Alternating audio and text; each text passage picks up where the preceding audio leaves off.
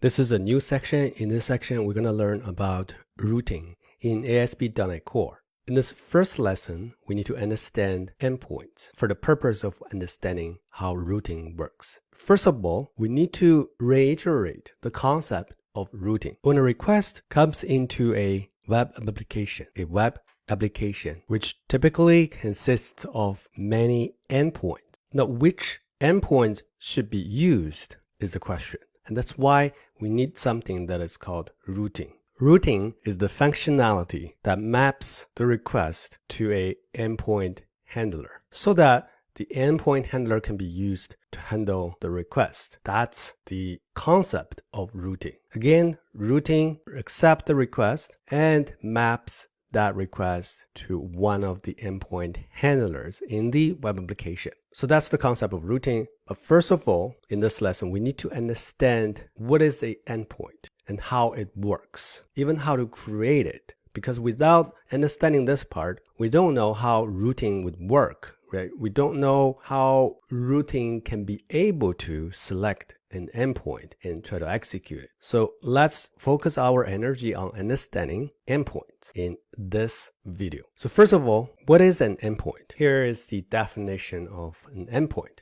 An endpoint handles a request and returns a response. So there are two key parts in this definition. First of all, it handles requests. Only by using handling requests to define an endpoint is not enough. Because if we look at our middleware, any of the diagram would work. For example, this one, we have 3 middlewares in this middleware pipeline. Each one of them potentially can handle the request, right, in a different way. So just use the first part, which handles the request, to define a endpoint is not enough. We have to add a second part, which is returning a response, right? So a middleware that handles a request and returns response would be called an endpoint. Returning request indicates that this middleware is a terminal middleware. It prepares the response, and because it's terminal middleware, so it returns that response back to the browser. So that's two different key points defines the endpoint. It handles a request and it returns a response. Now, what are the types of endpoints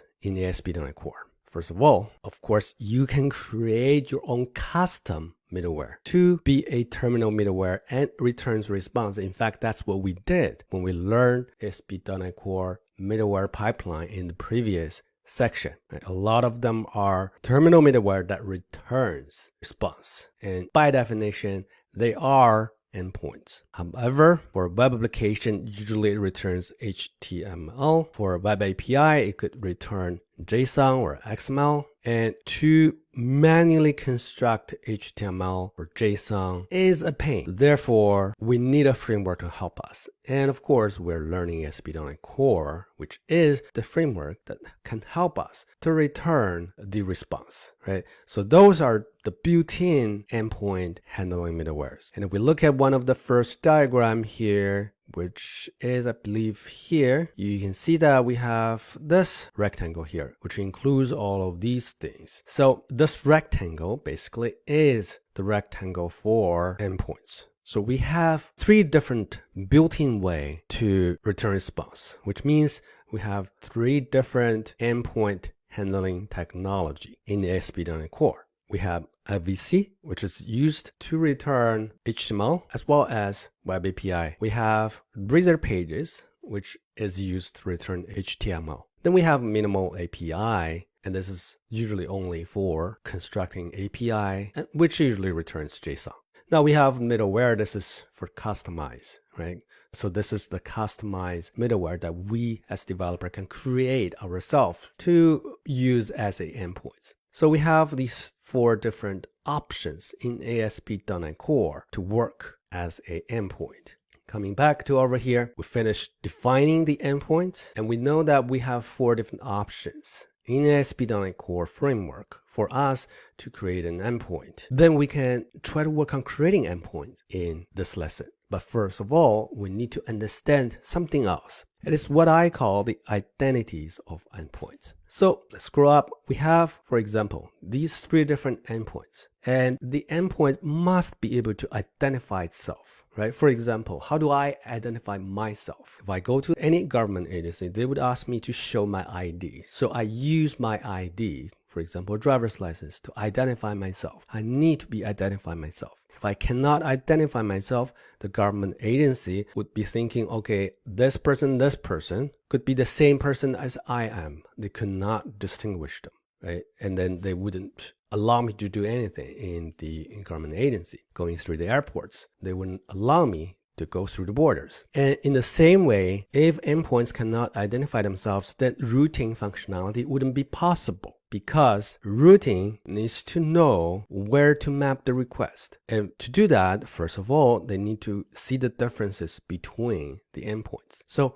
how do we identify endpoints? We actually have talked about that when we talk about the second chapter, which is the HTTP protocol and HTTP context, right? We talked about basic routing, which is a combination between method and the URL. In this chapter, we're going to actually expand on that, but the basic routing technology or the concept is still based on the combination of the HTTP method and the URL. So those two still identifies a endpoint. Now that we know the basic concept of identities and how to identify an endpoint, we can go ahead and try to create endpoints in ASP.NET Core. Of course, we don't want to use custom middleware anymore. We have finished those in the first few chapters. We need to use one of the built-in ways, and I'm going to choose the minimal API way for teaching purpose because it is the simplest working with ASP.NET Core. All right, let's jump into Visual Studio and let's try to create a new project. Again, I'm going to choose ASP.NET Core empty. So this is the recent project templates. If you don't see them, then you can still follow the same way. Go to ASP.NET Core as a filter, and then make sure you select C# language, because otherwise it could be any of the other languages. Then you scroll down, you could see ASP.NET Core empty right here. Select that, right? So for me, I'm going to select this, and then I'm going to select next. And I'm going to call this learn routing. It is also called routing, especially route, I think is how we call it in United States, in Canada, but I personally would like to call it route. That's easier for me to pronounce in a sentence. Okay, so the project,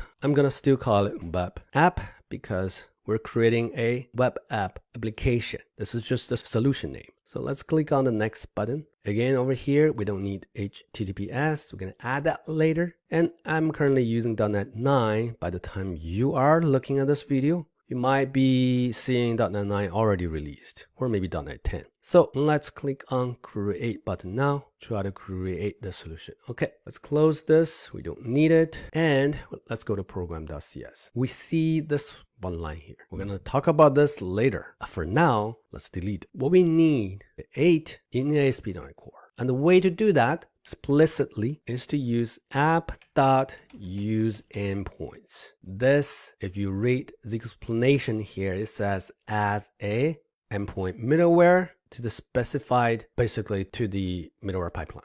So I'm going to use this, and then I'm going to delete this automatically generated code over here. And inside here, I'm going to say endpoints.map. Map what? Remember, we just talked about how to identify different type of endpoints. We use the combination of the HTTP method as well as the path. So here with minimum API type of technology, we have different methods. For example, map get, post, map put, or even patch here, map delete, map, basically almost everything that corresponds to the HTTP method. So let's try to create a endpoint to handle a GET request. And then the second part of the identity is the URL. URL is not just hard-coded as we talk about in the second chapter when we talk about HTTP protocol. It can be way more complicated, way more flexible than that. But for now, in this first lesson, let's still use hard-coded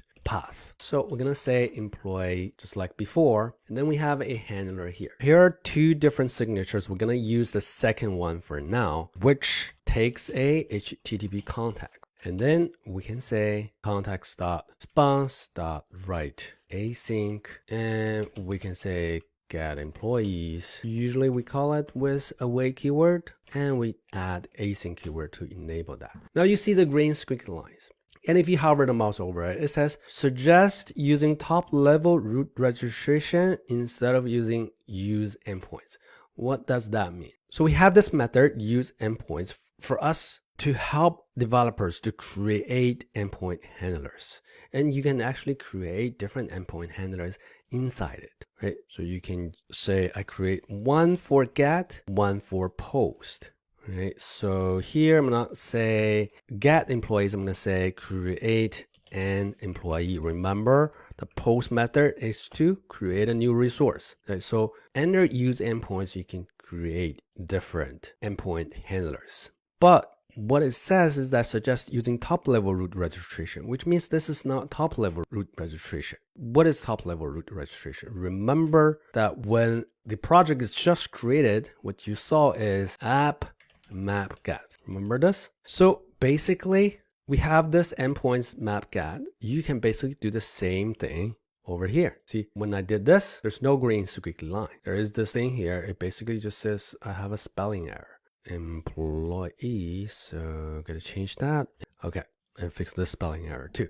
Okay, so ASP.NET Core suggests you to do this, and basically this is equivalent to this. When endpoint technology was just created in, I think, .NET 3 or ASP.NET Core 3, we have to say use endpoints, and then we have to say map get or map post inside this, just like this. I think since .NET 6, they removed the necessity to use this method. You can just directly use map get, but using it this way is equivalent to this. If you just write it like this, eventually the endpoint handlers are still put inside the use endpoints function. This is just an easier way to write this. But by doing this, it's not very clear what you're trying to do, right? The intention is not very clear. Therefore, for teaching purpose, I'm still going to write it like this. Use endpoints. That makes everything inside very clear. We know that this is an endpoint, this is an endpoint, right? By doing it like this, eventually when you create your own project, I suggest you to do it this way because it's easier, but intention is not very clear. It's not very good for teaching purpose or learning purpose. That's why I'm going to remove this. So we have created two endpoint handlers. One thing I want to emphasize here is that in order to create multiple endpoint handlers, you put endpoint handlers inside the use endpoints function here, like this. But do not use multiple use endpoints, right? So don't do something like this. Don't do something like this in order to try to create multiple endpoint handlers. Instead, put this inside use endpoints. So all the endpoint handlers should be inside the use endpoint function here. Okay, so let's create two more. One for put, the other one is for delete. So we have map put, and here we're going to say update an employee. We're not actually updating anything. We're not actually creating or getting anything. We're just returning the hard-coded string. But this is to demonstrate that you can create different endpoint handlers that maps to different HTTP method.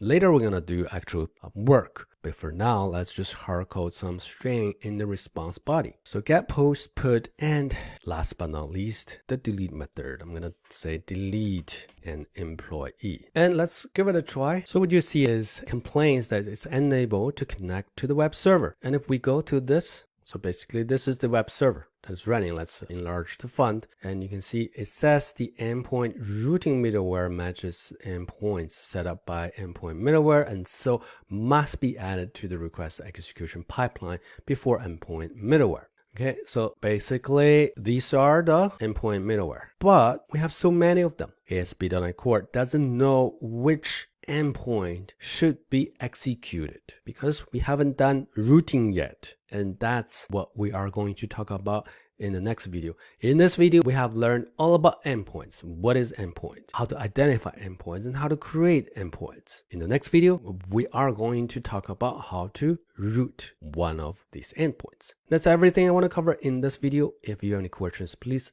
let me know. If not, I'll see you in the next one.